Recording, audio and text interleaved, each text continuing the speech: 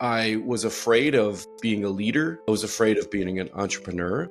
I was afraid of going out on my own, taking risks, because I felt like, well, I was operating from core values of you get what you get and you don't throw a fit. And I didn't want to be that way. I wanted to be different. It took me till I was 33 years old and was diagnosed with a terminal illness. The doc gave me 10 good years. That night, I told myself, hey, that guy who I was before isn't going to cut it.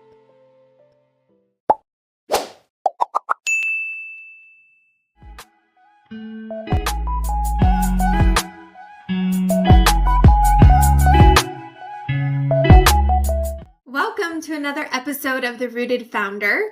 Today, my guest is Chris, and what I find so cool about him, well, two things. One is I've known him for a while through the real estate guys community and the syndication capital raising world, but his background wasn't in real estate syndication. It was actually in performance psychology. And he is now bringing all of his experience from psychology performance into the capital raising space. And he's developed a method called STARS, which we'll get into today. And it's a 6-step process that helps people find and destroy their limiting beliefs. And he has a question on his website that I found so fascinating and good. And it's, how big would your portfolio be if you had no self-doubt? I think that's such a self-reflective thing for each of us to ask. And it doesn't have to be a portfolio. It could be your business. It could be your bank account. It could be your rental doors. It could be whatever it is, however you measure success.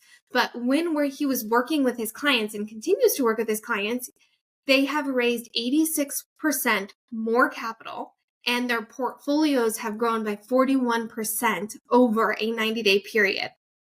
So we're going to get into what he is seeing with capital raisers and syndicators, also what his personal journey has been to arrive at where he's at. And hopefully there'll be some really good nuggets for you in here. So Chris, super excited to have you here.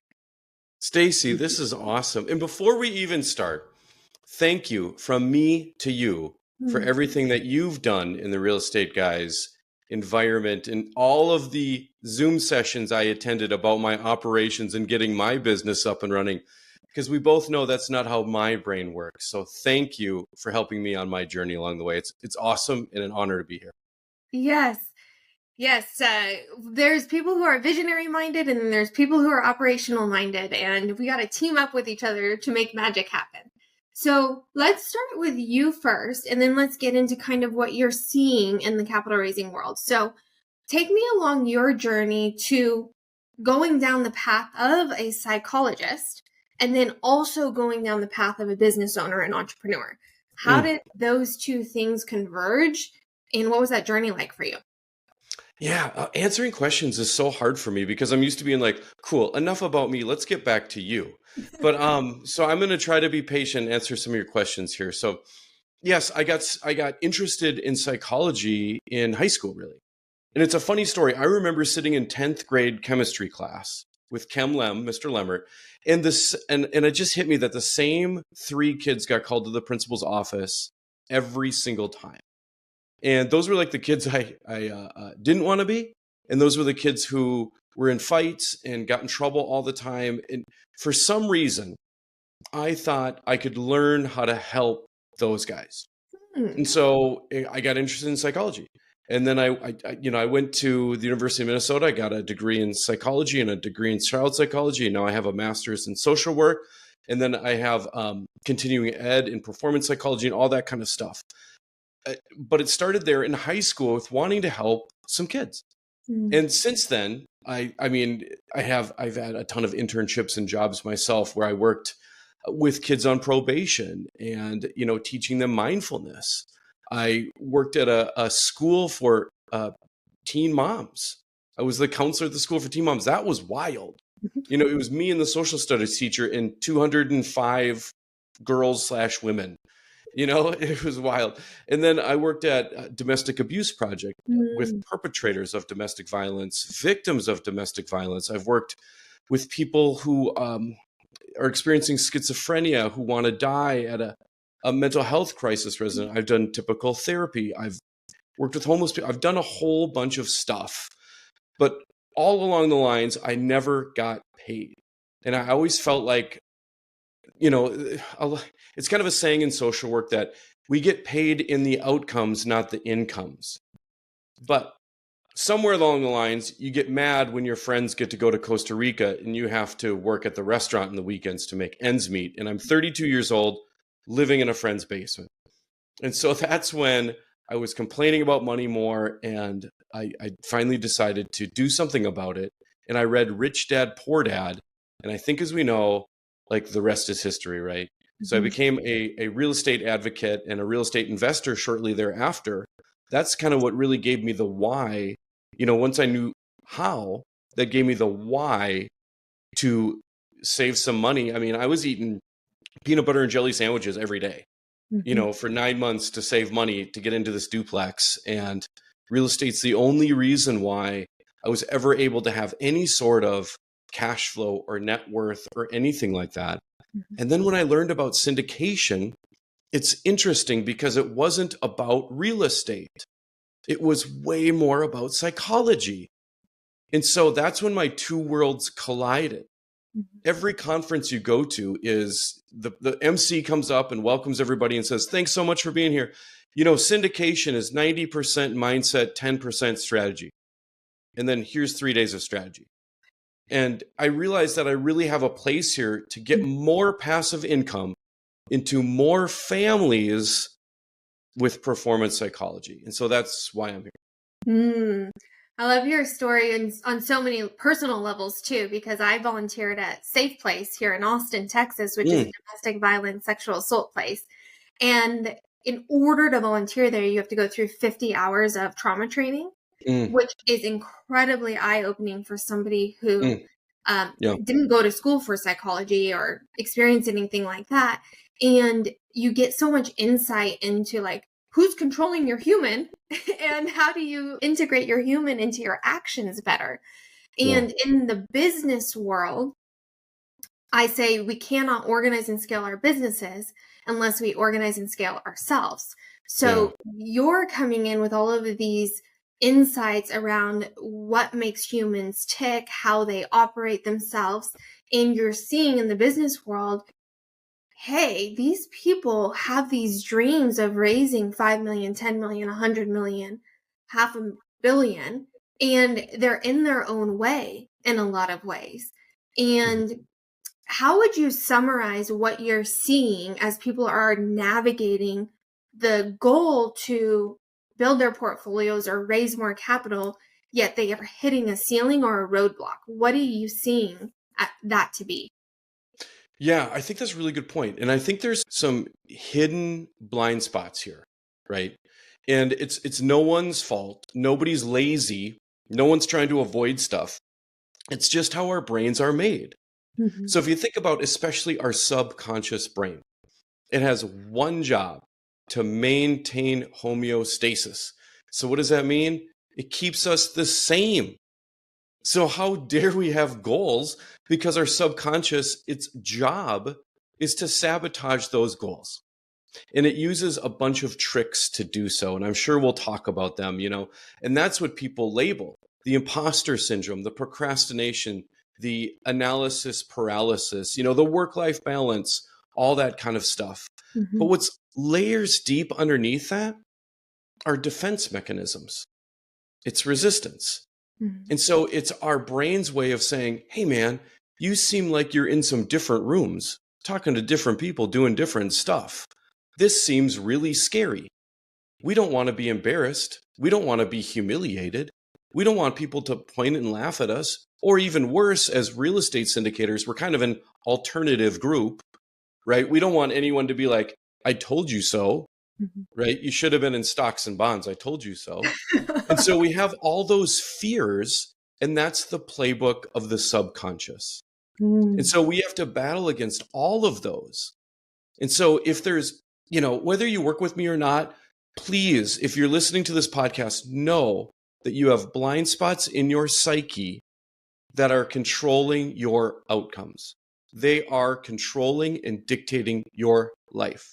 You're not going to break them by reading a productivity book.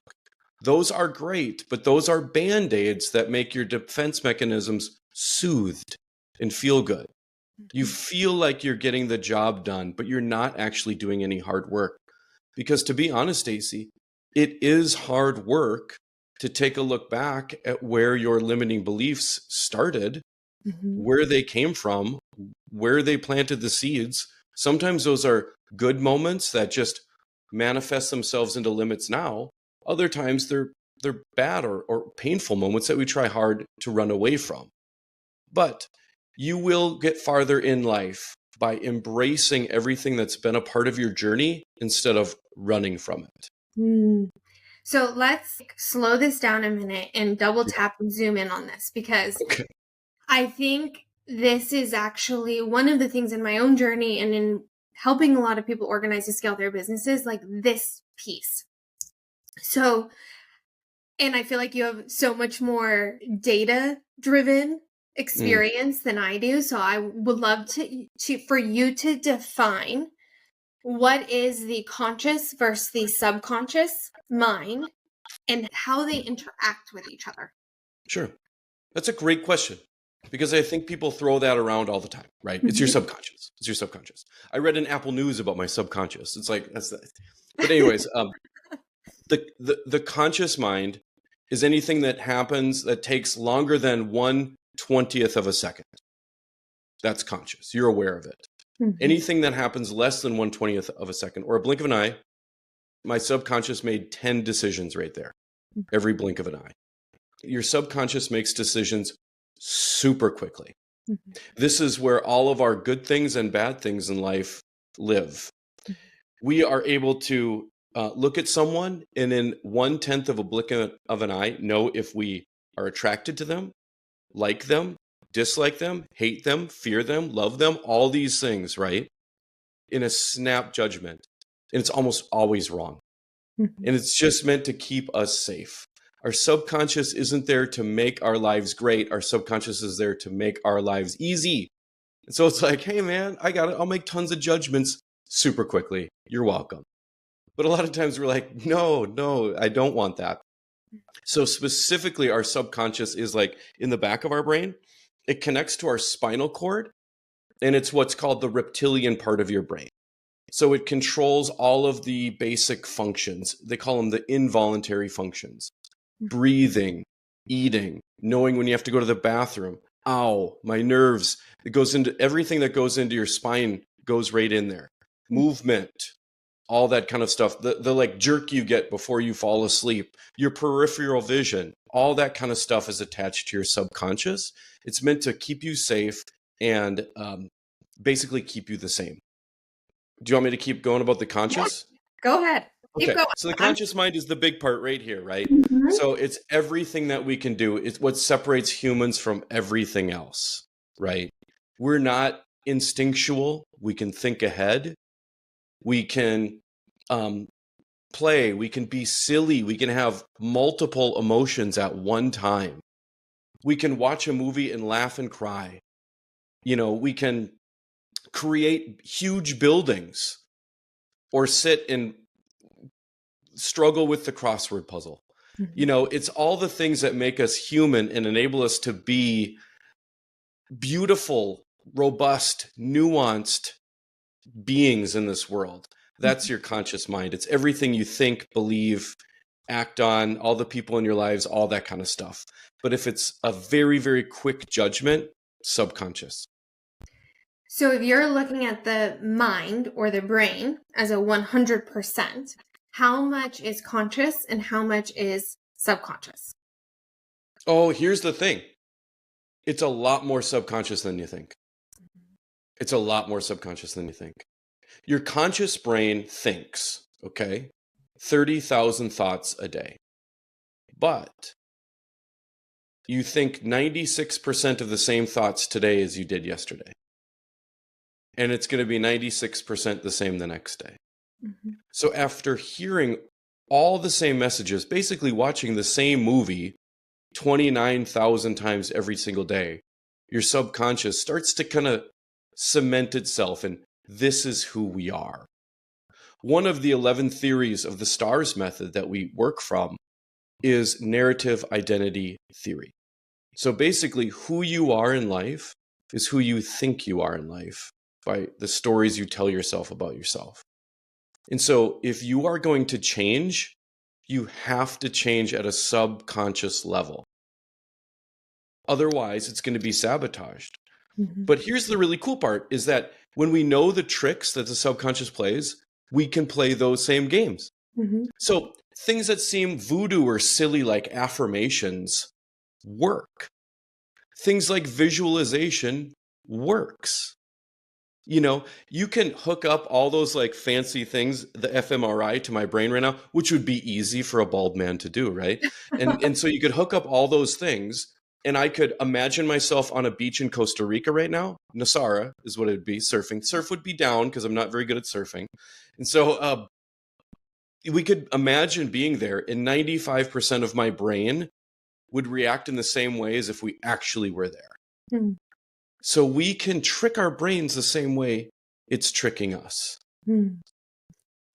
So in your work with folks to get them to get past their conscious mind and their subconscious mind that is controlling their human that they don't realize is happening, how does your method get past the conscious mind? Because I think a lot of times when we're working with the conscious mind doesn't want to agree that affirmations work or agree that there is something that isn't in our conscious awareness. So with your method, and maybe could you go through your method a little bit, what the process is, just an overview? Sure. So we can understand what the evolution is from, I'm a person who I want to raise money. And I want to do all these real estate deals and I want to build this business to hit X figures. And every time I go to do it, I'm met with roadblocks. And I think I have to learn more of how. So I go to more and more seminars and I read more and more books and I have put so much new information in, but it's still not changing my actions or my outcomes. How do you help that person? Mm-hmm. Yeah, the reason why the more of the how isn't going to work is because you're going to get the same messages. Like, oh, cool, we have this new way of raising capital with AI, or we'll go to this new event, or I've got these new business cards. But meanwhile, you go to hand them out and your brain's like, well, you're a piece of crap and no one's going to believe you. You shouldn't even be here anyway. You know, you'd rather be watching the game. Or things like, this is dumb. You're going to get rejected. You're going to get humiliated. This is going to suck. How many times can you get rejected? Oh my goodness, there's the bar. And now I'm having a beer. You know, like that's how it goes. And I've been there, you know, I've totally been there. So what my method does is it makes you intentionally look at all these things and we find it. And so instead of staying at kind of a surface level, we dig super deep. Mm-hmm. So what we start by looking at your current identities. You know, and we get farther, not just like, hey, I'm Staci, I have a podcast, I'm cool, I do operations, I live in Austin. It's like we go through like, what are 50 identities that you have? And what are 5 core values that you have? Because that's who you are. And then just like you were saying, like who's controlling this human? Most people don't understand that who you are and your identities are moldable. Mm-hmm. You can change who you are. In fact, you will. Studies have shown that you change more when you're 80 years old than when you're 10 years old. That'll blow your mind, right? Mm-hmm. That's crazy. Mm-hmm. Also, 80-year-olds have the most sex, but we don't need to talk about that. So, I can't wait to be 80. Yeah, exactly. Well, I guess they live in like community, whatever. So, let's not go down that path. That's like the exactly. living homes. So we'll look at your current identities. And then once we're there, we'll go into the past. Usually it's from when you're 8, 9, 10 years old. This is when you developed post-operational thought. So you started to think about, hey, my life is different than the person next door. And you start to understand history. And what if I would have been born in the 1500s? Or what if I was born to this family, so that you start to think about that stuff. So that's where our roots of our limiting beliefs are. And usually the roots of our limiting beliefs are great messages we got at the time that no longer pertain to us. And so we look at that and we study all those messages, who taught them to us, what they got out of teaching it to us, if they have permission to say, you don't have to pay attention to that anymore, and what they really wanted to say to us. Mm-hmm. And then we go into the future.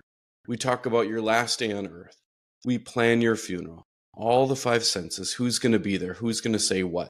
Is there going to be finger food? I was meeting with a guy yesterday. He's going to have lobster rolls at his funeral. I was like, that sounds awesome. Yeah. And it's going to be karaoke. It's like, Ooh. dude, I can't wait. I mean, sorry, I can wait, but like, it sounds awesome, you know? Yeah.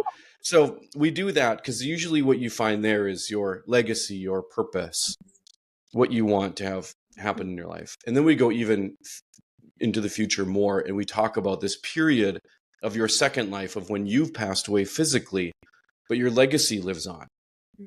And then we talk to God when it's all said and done. And then we have all these conversations. We bring it back to that 10-year-old, and we have that 10-year-old talk to all the people in his life or her life. And a lot of healing happens, which is funny because this method works for people who aren't sick, who aren't ill. And I feel like that's a huge misnomer. I don't need performance psychology because I'm not mentally ill. I'm not depressed. I'm not anxious. We're talking about blind spots here that we all have. Mm-hmm. And so once this all happens, it takes about 90 days, sometimes a little bit more. Sometimes things come up that we need to have different activities or things like that. Mm-hmm. And there's homework activities, all sorts of various things along the way to kind of like deepen that. Like one of my clients has to call her mom and thank her and all that kind of stuff. Someone else had to visit a grandma's grave site. Someone else had to visit a basketball coach. You know, we're doing real deal stuff that we've been wanting to do forever, but have been avoiding. Mm-hmm. We're doing it. Mm-hmm. And it's amazing, Staci. I still can't explain how it works, but confidence goes through the roof. Mm-hmm. Who cares about rejection? I don't care. I've been through this journey, you know, like procrastination isn't happening. Analysis paralysis, I forgot about that. Mm-hmm. You know, I can't tell you how, but it's working better than I ever could have hoped for. Mm. I haven't been through your method specifically. However, what you just described, I've done. So I've worked with a lot of people to work on my somatic body, release things from childhood.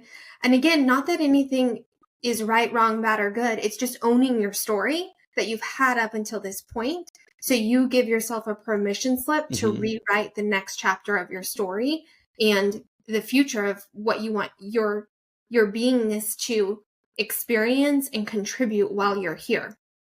And what I have learned along my journey is that it brings me into alignment.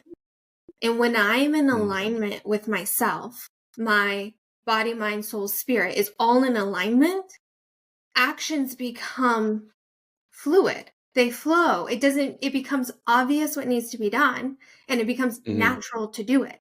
It doesn't become this negotiation with myself where I say, I know I need to do this, but I'm not going to do it because of X, Y, and Z, fear of rejection. Usually it all comes back down to fear. So it almost reprograms my human to operate more in faith mode, where it's going to work out for me. This is happening for me. There is something beautiful on the other side of this. Even if today is messy, I'm going to keep proceeding. And that empowerment, to your point, gives so much confidence. And when somebody has confidence, they take more action. And when they take more action, they develop positive momentum. And it's a ripple effect. In your life, how did you personally experience it?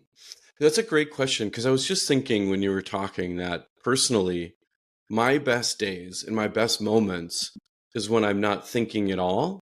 You know, like I feel like when God is acting through me is when I'm at my most creative, when I'm my most inspired, when I'm maybe my most attractive. And by that, I mean like authentic to other people. They want to be around me, you know? It's like a sunny day. It's sunny day versus a cloudy day. You know, it just works better when my thoughts, the clouds, get out of the way, you know? Absolutely.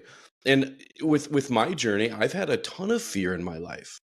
I was a type B person forever, constantly afraid of rejection, afraid of girls. I'm still waiting to ask Angie Thomas out, you know. That was like 6th grade. You know, I rode my bike past her house forever, but I couldn't take the rejection. You know, even I remember times 8th, 9th grade drafting up the perfect way to talk to girls. And then my friend Dustin just called someone on the phone and tossed me the phone, you know, and like, that's what got the job done. It's getting out of our heads. And even as an adult, I was afraid of being a leader. I was afraid of being an entrepreneur. I was afraid of going out on my own, taking risks, because I felt like, well, I was operating from core values of you get what you get and you don't throw a fit. If you want more, that means you're ungrateful. You know, things like a lot of selfishness, like we stay in line. Okay. I have like a German and Scandinavian background. We are on time and we are seen but not heard. We don't ruffle feathers. We don't have hard conversations. I remember going to my first funeral when I was 12 years old, and it was my, I think, great aunt or something like that. And I remember being in the church and like everyone's that's normally so jovial, staring forward, not crying, just waiting for it to be done with that lump in the throat, having no training or no idea on how to handle the emotions. And then as soon as it's done, leaving, going to the bar next door, having a bunch of ham sandwiches and a bunch of beers and pretending like it never happened. And I didn't want to be that way. I wanted to be different, but it also was selfish of me to think that, you know, like, who am I to be better than them? And so I think I've done a lot of training in my life. I forced myself professionally to experience emotions that I wasn't trained on personally. And it took me till start this business. It took me till I was 33 years old and was diagnosed with a terminal illness. You know, the doc gave me 10 good years. And then I picked up my 3-month-old daughter from daycare. And I went home, and my wife, who had terrible postpartum, was sobbing and saying, I don't want to be here. And so at that night, I told myself, hey, that guy who I was before isn't going to cut it. I've got to be someone new. In psychology, they say if you're type B, you're type B for life, but I don't think so, because I haven't been. I was always type B, super laid back, super chill.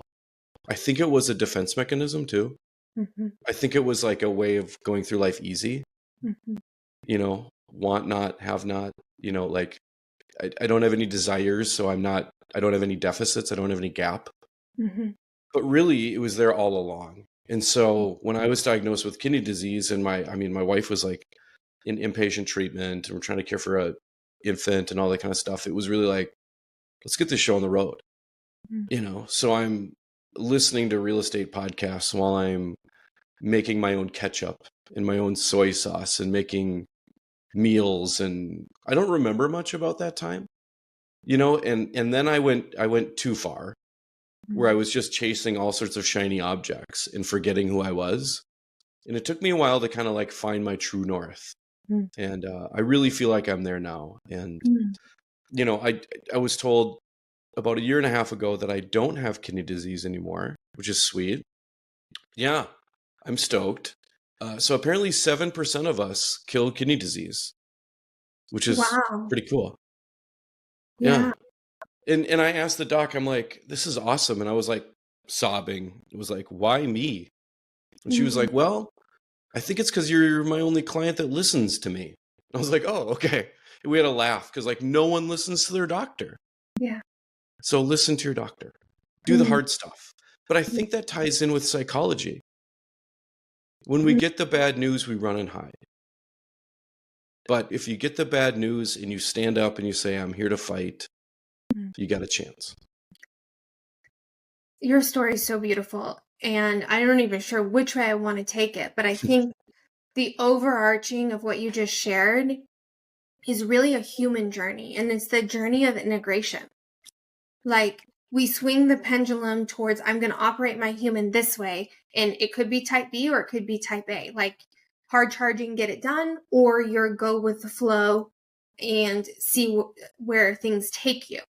But inevitably, either path you pick to start, you're still going to hit a wall. You're going to still hit something that says financial crisis, health crisis, relationship crisis, enough is enough. I've got to do something different. And I think if you're on a growth trajectory, you're going to hit this multiple times in your life. So it's not just a one and done. We get good at hitting these moments. And then I think what you said is that you didn't want, like, your early version about the funeral and having people all sit there with stoicism and then go next door and drink and eat to distract maybe from the pain, that you didn't think you had permission to do it differently because it looked like being quote unquote better. And I know, for what it's worth, I want to mirror, and for anyone listening, want to mirror that just because we want to do something different doesn't mean the way we did it before or the way somebody else is doing it is wrong. We all have permission to walk our journeys in life, try on every little black dress, try on the coping numbing tactics, and try on the strategies and executions to see what will work for us. And if we're wise to what you said, the doctor said, I can't believe this happened. You said, because I listened. If we're wise, we'll go seek people who are doing what we want to be doing in an embodied way where their soul is in their body and they're actually waking up with sunshine versus clouds, and ask them, how are you doing this so I can integrate it into myself? And we have permission to do it differently. And I feel like I've just heard you say how you did it differently and how you woke up in your life feeling like, I'm aligned. I am integrated within myself. Do you think that that is something that we can offer to people, engineer for people, facilitate for people? Or do people have to hit their moment and then start seeking? Mm. That's a really good question. I think there's schools of thought in both, and life hands us a lot of traumatic events. And we know about post-traumatic stress, and there's a lot more research about post-traumatic growth as well. Mm-hmm. And what I think we do, especially as entrepreneurs, is we put ourselves into like simulations of trauma. I definitely experience this. I'm getting to know this, what it's like to rely on my sales skills for a living, and I just went 0 for 8. Things like that. Areas like, hey, nothing's happening, or there's all sorts of things happening all over the place that are scary. And so I'm going to dig deep into the business, or the business isn't going well, so I'm going to avoid that and go into other places. I think entrepreneurship in itself is kind of a traumatic experience. And I'm not trying to like belittle or downplay like real big T trauma here. But by trauma, I mean something that really worries us, causes a sleepless night. I've always felt like I slept really well until I started businesses. And then I know now, if I have a sleepless night, like in fact, now I just keep a notebook in my bedstand. Mm-hmm. And oh, by the way, you told me about journaling the other day and I started that. It's good. I'll tell you about that another time. Yes. But anyway, I keep a notebook just for ideas. Because inevitably once every 6-8 weeks, I'll be up at 2 a.m. And now I have like a routine. This happens so often.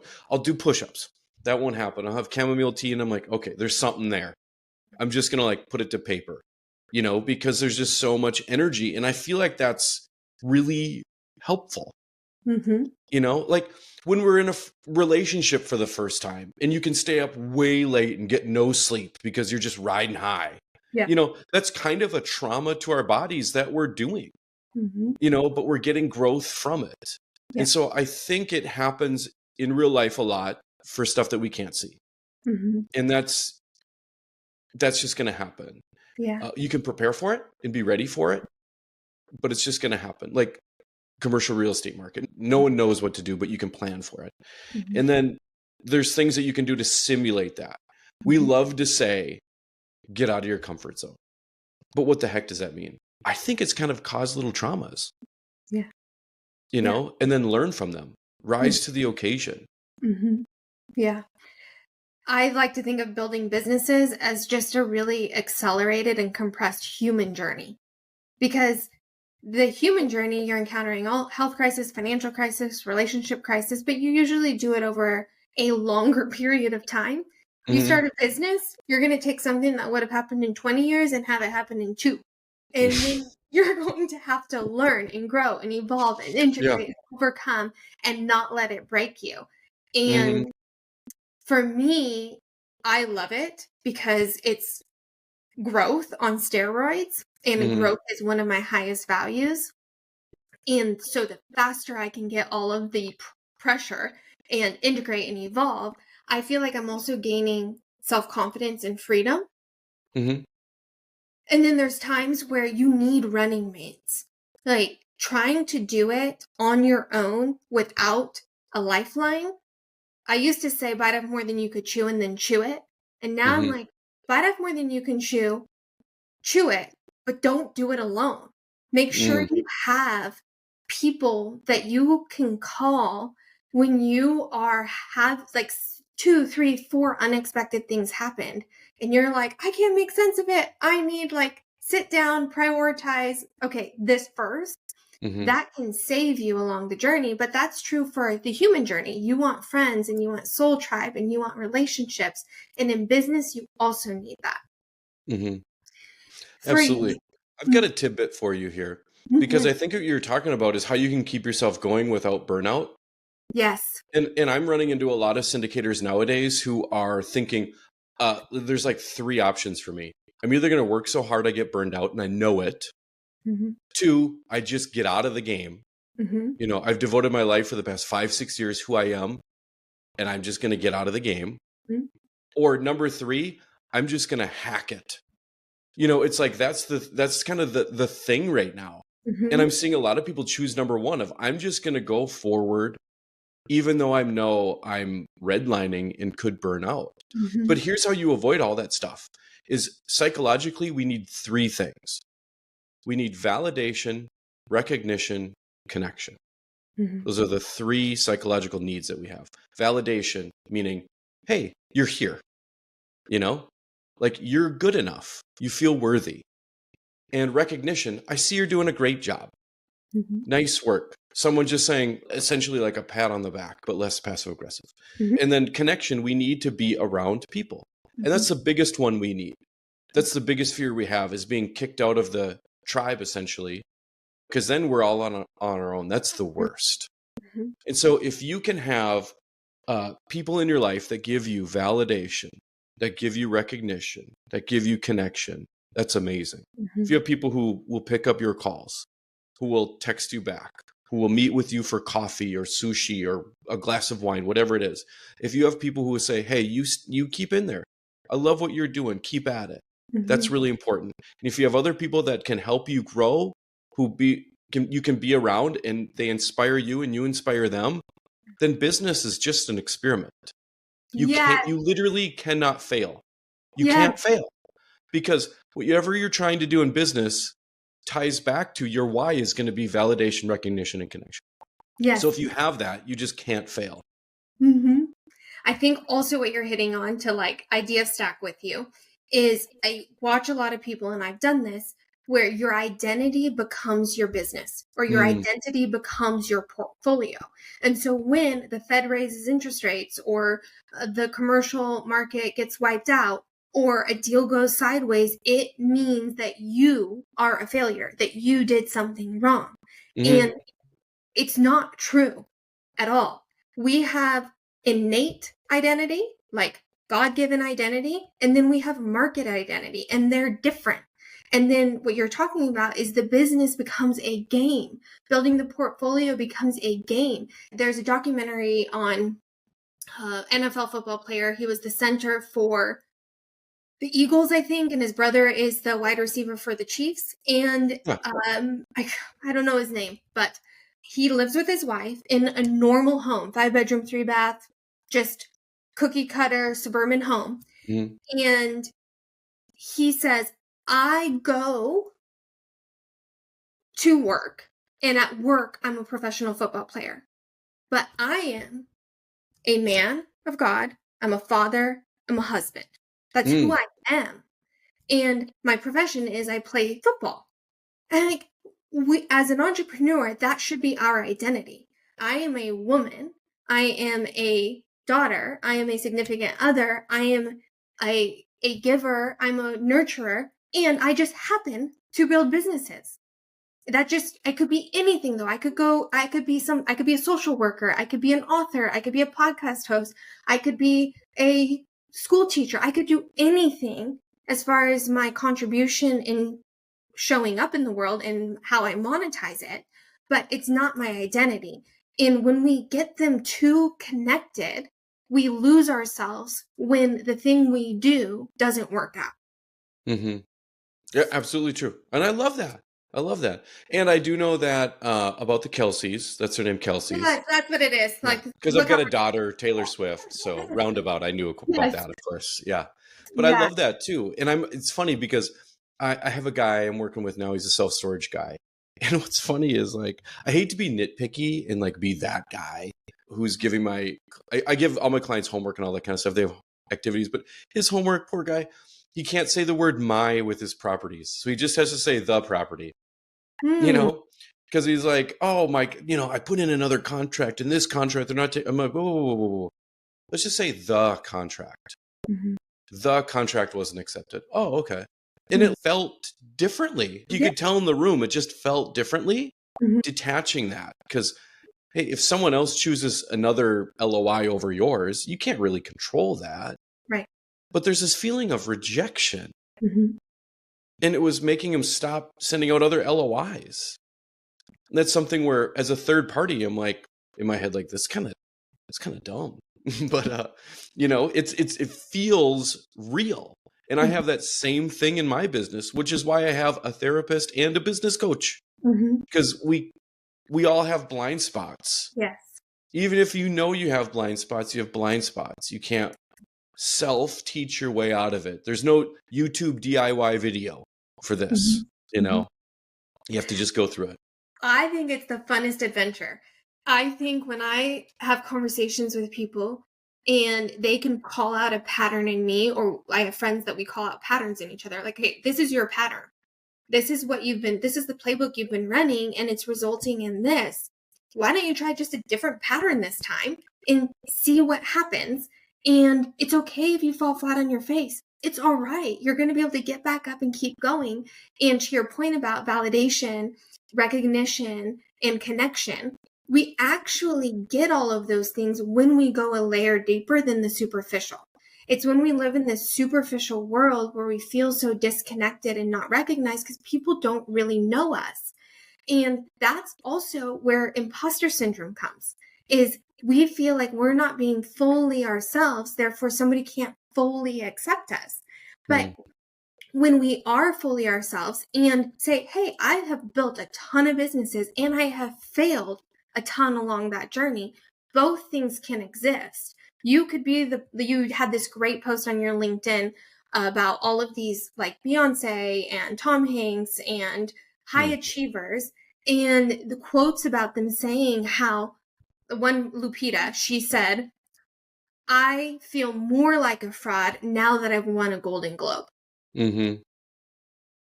And it's like when we achieve, we feel like we have to keep up that facade, keep up that mask. Like, oh, well, I built a lot of business, and so I have to keep building business. Is that true? And we taking that step back to be like, no, like I'm not identified by the Golden Globe. I'm identified by all the grit, all the resilience, all of the hard work, all of the character development that got me there. And when we can bond over the character development journey, which is the breaking of the patterns and the installing of new patterns, that's where deep connection comes from. Mm. Absolutely. Absolutely. I love that too. And the quotes are amazing, aren't they? like Yes. what people say. And I definitely identified with the, it got worse when I won a Golden Globe. The Hmm. fear, I think fear of success is bigger than we think. I Yes. think it's more prominent than we think. Yes. Because if we know we're going to fail and we already feel exposed, well, then why not play small? Take just a little fall instead of the great big one. Mm-hmm. Barbara Corcoran, I think I had Barbara Corcoran in there from Yes. Shark Tank. Mm-hmm. She's talking about how sold her first business $53 million, right? And her team went out and celebrated. They had sushi and then took the day off. She grabbed a salad from the vending machine, went back to her desk because she said, they're going to think I'm a fraud unless I do another one. And I'm not trying to like make fun of her or say it's terrible, but these things are real and it's powerful. It's very powerful. And you got to believe that they all were trying to convince her to come along with, oh, come on, it can wait, it can wait. And she probably lied or made some excuse. I forgot my jacket or something. Next thing you know, she's like drafting stuff. I better get a little salad here. Now I'm staying late. I better, just tell people I'm going to be late. All that kind of stuff. It builds up. It's so, so powerful. And if you can transform that, and it is moldable, your life is going to transform too. Mm-hmm. So thinking about your life and the end of it, what, if you were to look back on it, what would you want to be most known for? Mm. Whew. I have thought of this a lot in my life. And I think I'm okay with being nothing more than a dad. Like, that's cool. There was a time when that wasn't going to happen. And so I think now that I'm cool with that. And I recognize that everything else is kind of like house money. And I don't think I'm playing small. I think that I'm getting my priorities right. And I think if I just concentrate on being a good dad, then who cares about the rest? Like, really, who cares?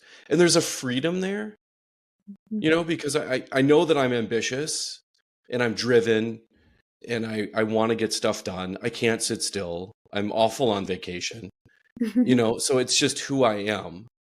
And so the way I kind of tame who I am is I just try to be a good dad. Mm-hmm. I love that. I'm sure your kids do too. Your daughter. Yeah. One. Yes. Mm-hmm. What would you define success as?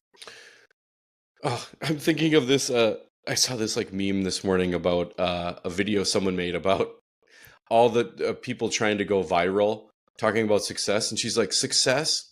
It's not even success. I was like, but what do I think of success is I think, first of all, I think of the words relationships. And so I think like having really healthy relationships, having people to lean on is really one way I would define success. I think having calmness is one way to have success, having faith. And then, it's a business podcast here. So in terms of business success, I would say that it's something that puts food on the table. And at the end of the day, you can hang your hat on and be really proud of. Because I think this is something that people don't quite understand how this goes in terms of like genealogy and beliefs and how they're transmitted to the next generation. Is that people are watching. People are watching. And they're not watching to make sure that you buy them a trampoline or like you take them to a concert or whatever. They're watching to see how they live their lives. And so if you can live your life in a way where you can be proud at the end of the day, I think that's success. I love that. When I started Organize to Scale, my whole mission was to restore dinner tables. Most people start businesses to create freedom, yet end up trapped in the very businesses designed to create their freedom. And their relationships are suffering. They're drowning in operational chaos. They're on the verge of losing their sanity or burnout and all of these things. And at first, I only understood it from like the integrator seat, the individual contributor seat, the coach seat, the consultant seat, because I hadn't yet fully experienced the journey from solely the visionary seat. Mm-hmm. And then with OTS, I experienced it solely from the visionary seat. And that, I think that was like the best gift I could have ever been given in terms of a somatic experience of what it's like to be trapped in a 7-figure business, that you know everything. I knew everything. I knew exactly what needed to be done. But who I had to become as the leader had to evolve and change, because I had subconscious programming that I wasn't even aware of, and things that I had to go back in and rewire and reprogram. And so my definition of success became inner congruence. Like the more congruent I am, the more success and freedom I experience. And it's not just financial success, it's also dinner table success. Like everyone's sitting around the dinner table fully present and engaged in conversations that are meaningful and laughter and joy, not the phone going off or you stepping away to take a phone call or you sitting there but not actually being there because you have too many tabs open in your brain. So it's just you're absent-minded. And I think what you were saying, when we can bring those two together and we not sacrifice our relationships for freedom, but it actually becomes a part of the process to freedom, then you win both ways. Absolutely. I love that. And my heart breaks when people get into syndication so they can spend more quality time with their family, and then they end up sacrificing quality time with their family. Yes. That just breaks my heart. Yes. And then there's a cognitive dissonance there, meaning two things are true at the same time. You have to pick one. Our brains are like, pick one. Okay. Yeah. And oftentimes what people choose is work, not because it's more important, but remember what the subconscious does. It makes our life easy.